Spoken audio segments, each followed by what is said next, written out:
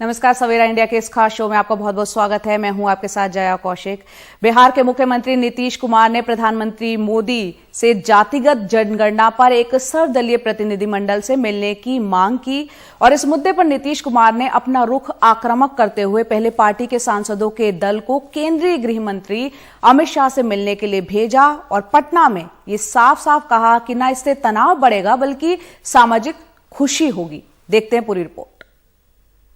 जातिगत जनगणना के मुद्दे पर सोमवार को दिल्ली से पटना तक जनता दल यूनाइटेड खासा आक्रामक दिखा। पहले संसद भवन में नए राष्ट्रीय अध्यक्ष राजीव रंजन उर्फ ललन सिंह की अगुवाई में सांसदों का एक प्रतिनिधिमंडल केंद्रीय गृह मंत्री से मिला और बीजेपी के कुछ नेताओं जैसे बिहार इकाई के अध्यक्ष डॉक्टर संजय जायसवाल के इस तरह के बयानों पर नाराजगी दिखाई। लोग केंद्र सरकार के जो निर्णय है और चूंकि 1931 के बाद से कभी नहीं हुआ, जो लाभ हानि है उस पर हम लोग निश्चित तौर पे करेंगे, पर जब आरक्षण की सीमा भारत में 50% है, कॉन्स्टिट्यूशनली इससे ज्यादा किसी को भी नहीं है। वहीं इस मुद्दे पर नीतीश कुमार को चिराग पासवान का भी समर्थन मिला। 1931 के बाद से ऐसी कोई जनगणना हुई नहीं है, तो जिसके लिए आप राशि आवंटित कर रहे हैं, जिसको आप इन योजनाओं का लाभ देना चाह रहे हैं, उसकी आबादी भी तो पता होनी चाहिए कि भाई कितनी आबादी है नहीं है। तो हम लोग भी मजबूती से इस बात का हम लोग समर्थन करते हैं कि जातीयता के आधार पर जनगणना होनी चाहिए। लेकिन नीतीश भी भाजपा के बदले बदले रुख से खुश नहीं दिखे और उनका कहना था कि इस जातिगत जनगणना से सामाजिक सद्भाव बढ़ेगा।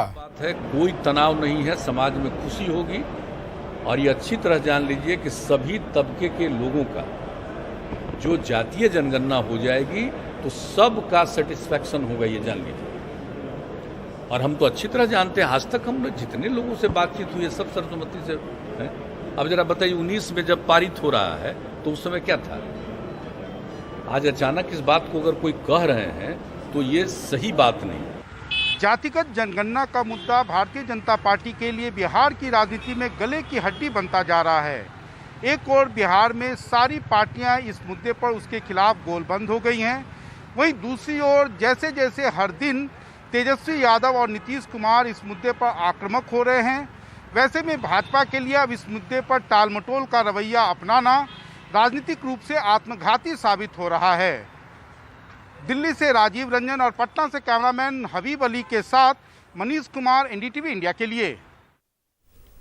अब ममता बनर्जी की बात करते हैं, जिन्होंने उनकी पार्टी देश भर में विस्तार करेगी। इस दिशा में तृणमूल नेता अभिषेक बनर्जी त्रिपुरा पहुंचे, जहां 2023 में विधानसभा चुनाव होने हैं, तो वहां अभिषेक बनर्जी पर बीजेपी कार्यकर्ताओं को गुस्सा फूटा, जबकि बीजेपी का आरोप है कि इस तरह के हमले विपक्ष पर रोज पश्चिम बंगाल में होते हैं। देखते हैं रिपोर्ट। वापस जाओ किनारे और इस कार पर उतरते गुस्से के साथ त्रिपुरा में अभिषेक बनर्जी का बीजेपी ने स्वागत किया। तृणमूल कांग्रेस के राष्ट्रीय महासचिव को अब ऐसे ही आगे बढ़ना है। ममता बनर्जी ने देश भर में पार्टी के विस्तार के एजेंडे का ऐलान किया है और इसी के तहत 2023 में होने वाले त्रिपुरा के विधानसभा चुनाव में टीएमसी अपनी किस्मत आजमाएगी। त्रिपुरा में हुए इस हमले की गूंज राज्यसभा में भी जमकर सुनाई दी।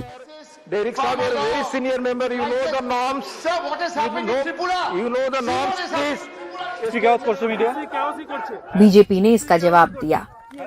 मुख्यमंत्री विप्लव देव के ओएसडी संजय मिश्रा ने 4 सेकंड का वीडियो ट्वीट कर बताया कि अभिषेक बनर्जी के पीएसओ ने मीडिया पर हमला किया था।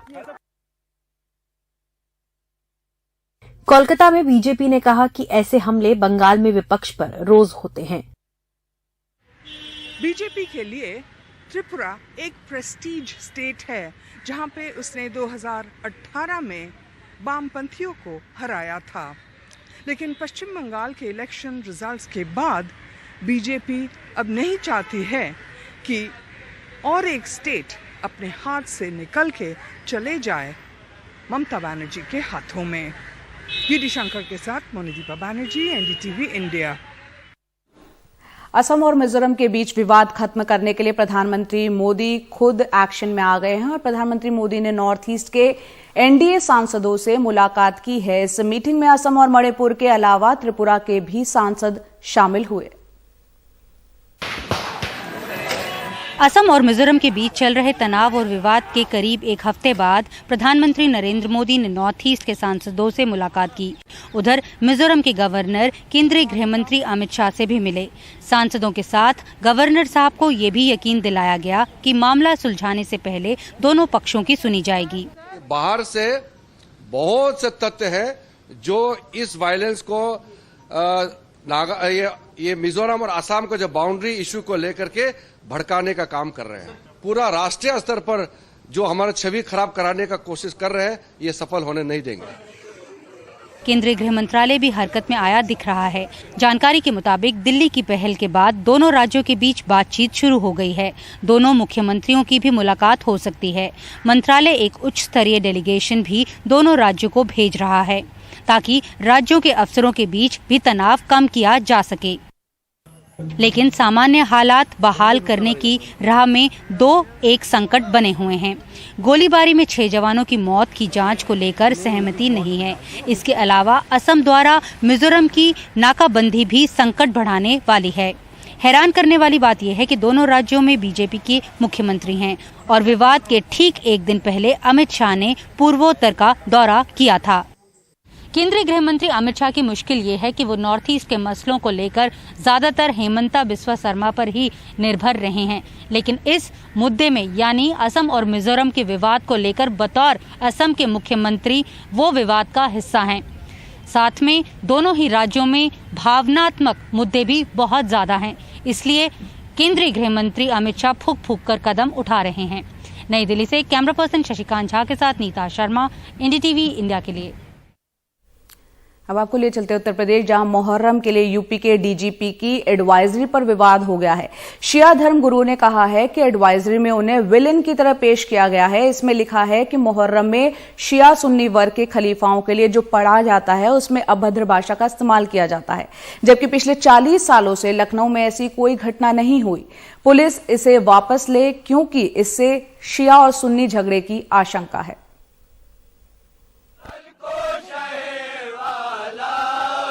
करबला में इमाम हुसैन और उनके साथियों की शहादत की याद में मुसलमान पूरी दुनिया में मुहर्रम में गम मनाते हैं। इस मौके पे यहाँ काफी पहले हिंसा भी हो चुकी है, इसलिए मुहर्रम से पहले पुलिस की एडवाइजरी जारी होती है। इस बार कोविड की वजह से मुहर्रम के जुलूसों पे रोक है। इसकी 4 पेज की एडवाइजरी में जिन बातों पे मौलानाओं ने एतराज किया है वे हैं कि शिया लोगों के तबर्रा यानी सुन्नी खलीफाओं पे अभद्र बातें पढ़ने पर देवबंदी मुस्लिम कड़ी आपत्ति करते हैं। शिया वर्ग के असामाजिक तत्व पतंगों और आवारा जानवरों पे तबर्रा लिख देते हैं। शिया और बरेलवी व सूफी सुन्नियों की ताजियेदारी का कट्टरपंथी देवबंदी विरोध करते हैं।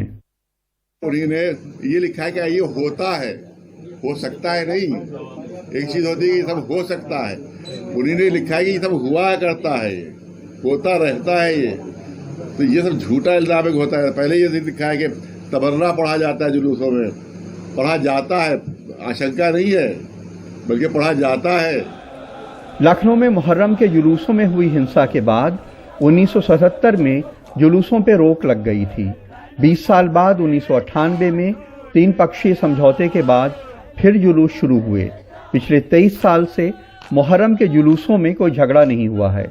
इसलिए मौलाना कह रहे हैं कि 43 साल पहले के बवाल का जिक्र इस एडवाइजरी में क्यों किया जा रहा है।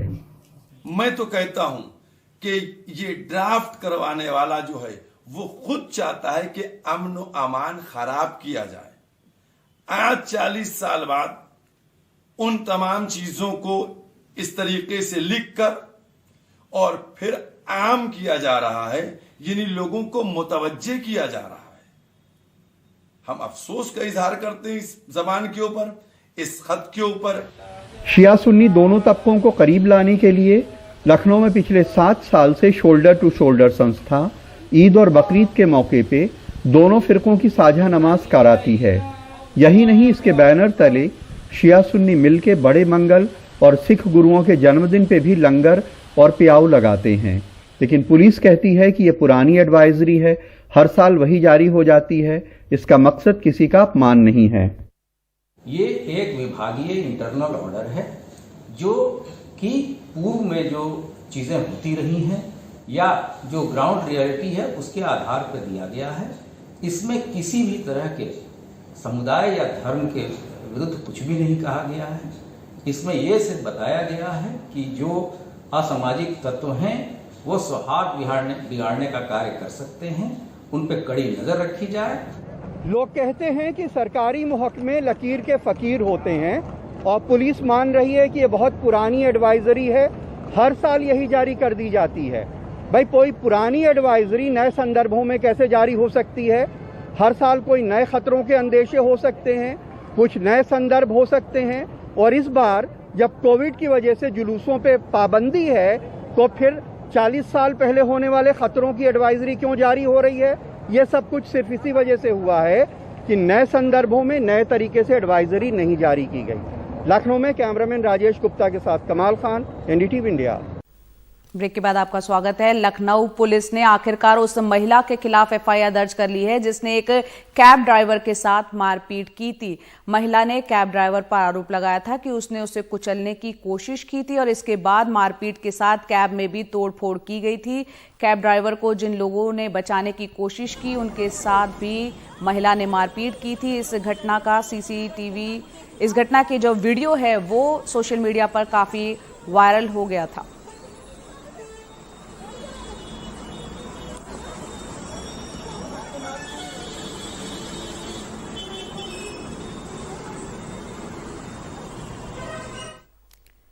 ओलंपिक की बात करते हैं। भारतीय महिला हॉकी टीम के सभी खिलाड़ियों के घर में इस वक्त जो है जश्न का माहौल है और इस उपलब्धि की धमक भारत में इन खिलाड़ियों के घरों में भी सुनाई दे सकती है।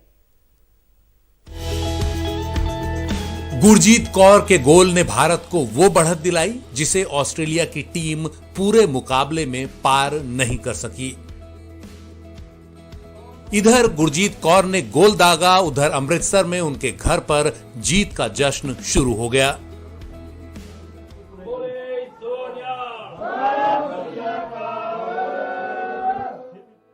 इस ऐतिहासिक जीत की कल्पना किसी ने नहीं की थी।